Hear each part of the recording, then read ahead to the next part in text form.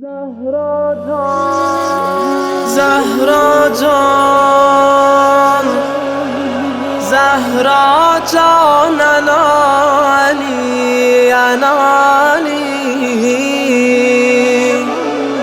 Zahra can, Zahra can Ali, Ali. Zahra can, Zahra can Ali, Ali.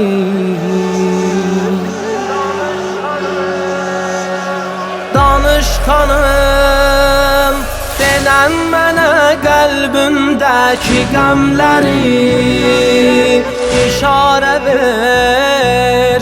Görmədiyim, bilmədiyim yarələri səndən sonra kəsildi vallah əlinin çarələri. Canəm Əli, son dəfədə ağla mənə, ağla mənə yarələri göstərərək necə vurum yarə sənə. Oxun olar, Yasin oxu, qovuşdur məni Rəbbinə. Zəhra can, Zəhra canın Ali, Ali. Zəhra can, Zəhra canın Ali, Ali. Zəhra can, Zəhra canın Ali, Ali. Zəhra can, Yasin'i istədin niyə gizlincə? Qurban olum, tərk edəcəksənmi məni sən bu gecə?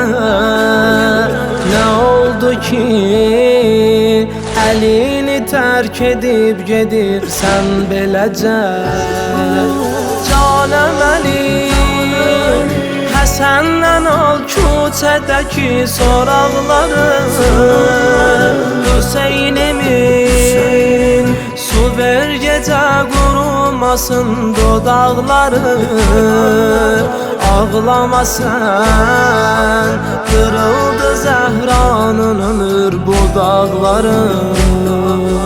Zəhra can, Zəhra canın Ali, Ali.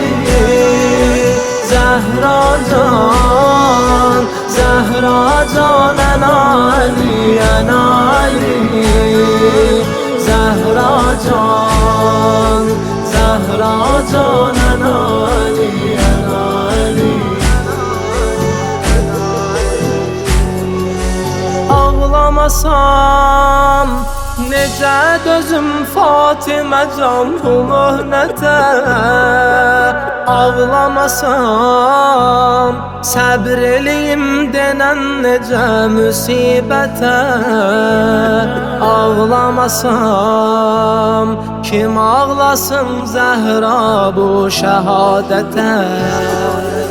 Canəm Əli, vəsiyyətim vardı sənə, dinlə məni. Gecə dəfn et, istəmirəm kimsələr bilə qəbrimi.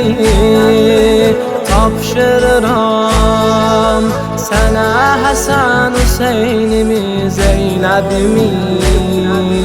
Zəhra can, Zəhra canın Ali, Ali.